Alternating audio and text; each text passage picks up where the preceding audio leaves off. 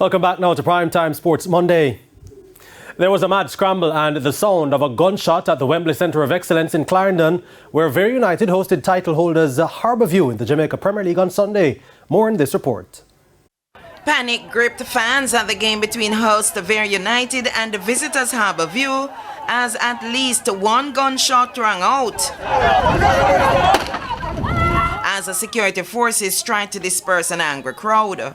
It all started when Harbourview's physical trainer Jason Butcher Henry was red carded and asked to leave the playing area, which he did.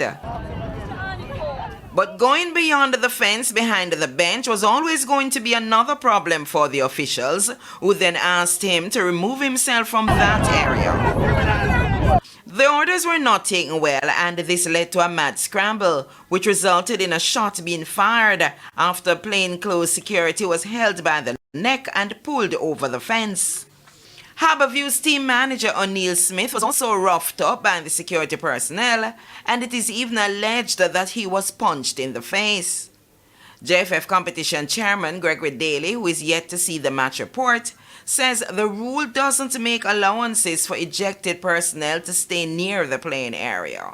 Because we are in a situation where we used to man go jump over fence, go meet their friend them and all of that. We're supposed to leave back to the changing room. So if there is a red card incident or any form of incident, you should be going back to the safety of your changing room. And if needs be and there should be security, there should be enough security there for them to be safe. On the field, though, the game ended 1-0 as Lamar Neal's second-minute goal settled the tie to give Vere back-to-back victories in only their second win of the season. We have been struggling all season in front of goal. We have gotten one in each of the last two. And it's a good start. Hopefully we can continue the journey up the table.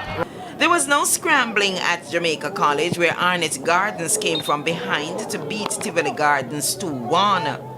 Nakil Wright with an 18th minute beauty got the fans excited as Tivoli took the lead. But Arnett pulled a level on the stroke of half-time when skipper Fabian Reid scored from the spot. And Shea Too Tall Smith completed the comeback with the 62nd minute winner for Arnett's back-to-back win. We played bad the first 30 minutes. And I think the last 60 minutes we really step up our game, start passing the ball. I think we gave them a lot of room in the first 30 minutes, and they were all of us, just keep giving away the football. We don't like that, but such is football.